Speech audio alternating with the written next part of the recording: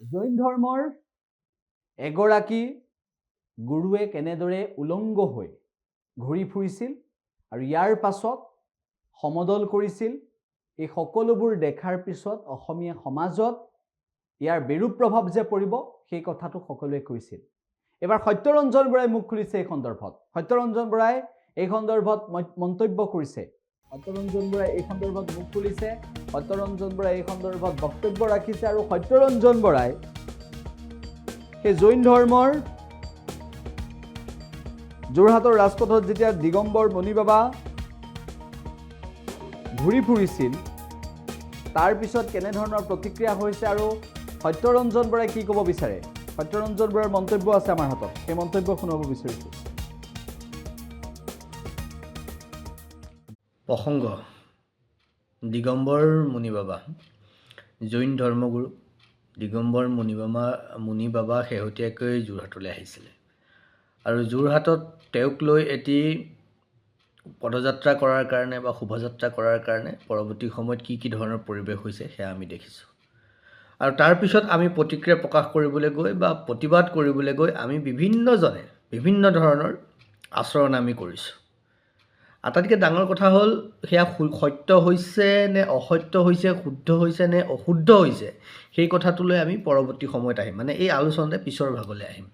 কিন্তু প্ৰথম কথা হ'ল আমি কাৰোবাক তিৰস্কাৰ কৰিবলৈ যাওঁতে, কাৰোবাক লৈ প্ৰতিক্ৰিয়া প্ৰকাশ কৰিবলৈ যাওঁতে বা কিবা এটা বস্তুৰ বিৰুদ্ধে মাত মাতিবলৈ যাওঁতে আমি সেই বিষয়বস্তুটো বা সেই পাৰ্টিকুলাৰ ছাবজেক্টটোৰ ওপৰত অধ্যয়ন কৰি লোৱাটো ভাল।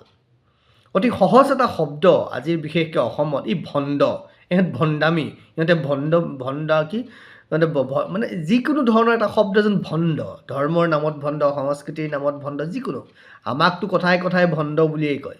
কিন্তু ভণ্ড আচলতে কোন, ভণ্ডামী আচলতে কোনে কৰিছে? দিগম্বৰ মুনি বাবাজনক ভণ্ড বুলি কোৱা সেইসকলক সুধিছোঁ, আপোনালোকে জানেনে দিগম্বৰ মুনি বাবাৰ ইতিহাস কি, দিগম্বৰ মুনিৰ পৰম্পৰা কি, দিগম্বৰ মুনিৰ যি সংস্কাৰ, যি সংস্কৃতি, তেওঁলোকৰ যি ধৰ্মীয় ৰীতি নীতি কি জানেনে আপোনালোকে? তেওঁক যে ভণ্ড বুলি কৈছে, ভণ্ড মানে কি? আপোনালোকে যিসকলে ভণ্ড বুলি কৈছে, ভণ্ড নথকা নহয়, আমি কোৱা নাই যে ভণ্ড নাই, ধৰ্মৰ নামত কোনোৱে বেপাৰ কৰা নাই, ধৰ্মৰ নামত কোনোৱে ব্যভিচাৰ কৰা নাই, কৰি আছে, কিন্তু কোনে কৰিছে প্ৰথমে জানক, তাৰপিছত আপোনালোকে যিকোনো এজন ব্যক্তিক ভণ্ড বুলি ক'ব।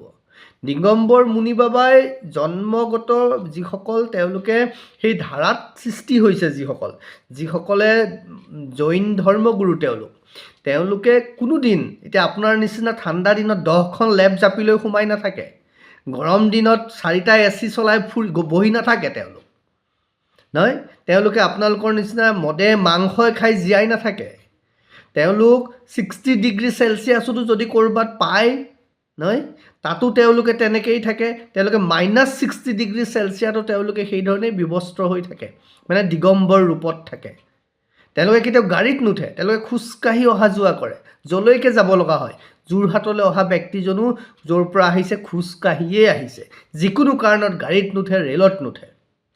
তেওঁলোকে সন্ধিয়া খোজ নাকাঢ়ে সন্ধিয়া হোৱাৰ পিছত, কিয় জানে?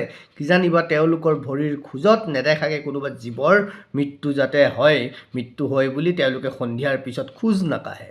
তেওঁলোকে দিনত এবাৰেই খায়, যিয়ে খায় দিনত এবাৰেই খায়, পাৰিব।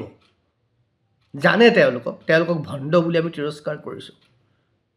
প্ৰথমে এটা বিষয় জানক, এটা যিটো সনাতনৰ যিটো সত্তা, জৈন ধৰ্মৰ যিটো বিষয় নজনাকৈ আপোনালোকে ভণ্ড বুলি, তেওঁ ভণ্ড নহয়, তেওঁ নিজৰ চৰিত্ৰ, নিজৰ স্বাভিমান, নিজৰ ধৰ্ম, নিজৰ সংস্কাৰৰ আধাৰত আছে। আমি অশ্লীলভাৱে দেখা পাইছোঁ তেওঁক, আমাৰ দৃষ্টি অশ্লীল হৈছে, আমাৰ মানসিকতা অশ্লীল হৈছে। যিকোনো খবৰৰ বাবে যোগাযোগ কৰক 7099017330 লগতে 7099017110 নম্বৰত।